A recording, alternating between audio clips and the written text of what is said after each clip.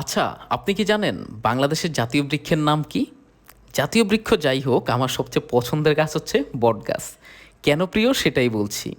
আপনি যদি অবাণিজ্যিক অর্থাৎ প্রাণ প্রকৃতির উপকারে আশায় গাছ লাগাতে চান, তাহলে আমার প্রথম সাজেশন থাকবে বটগাছ লাগান।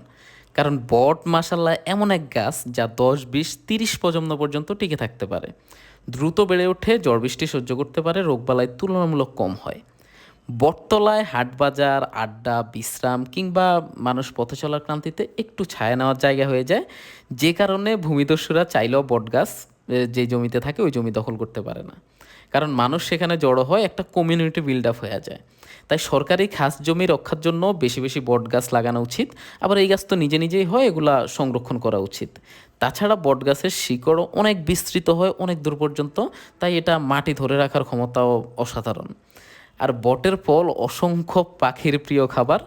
এমন বিশাল একটা বটগাছ পাখিদের জন্য বিশাল এক খাদ্য ভাণ্ডার। তাছাড়া বটগাছের বৈজ্ঞানিক নাম হচ্ছে ফাইকাস বেঙ্গালেন্সিস, এরকম টাইপের একটা নাম, যেটা বেঙ্গল থেকে মনে হয় যে আসলে বটগাছটা বাংলা মাটির একটা আদি সন্তান। এত এত গুণ থাকার পরেও বটগাছকে রেখে আম গাছকে কেন জাতীয় বৃক্ষ ঘোষণা করা হলো, এটা আমার বুঝে আসে না। আর হ্যাঁ, আপনার প্রিয় গাছের নাম কি? অবশ্যই জানতে চাই।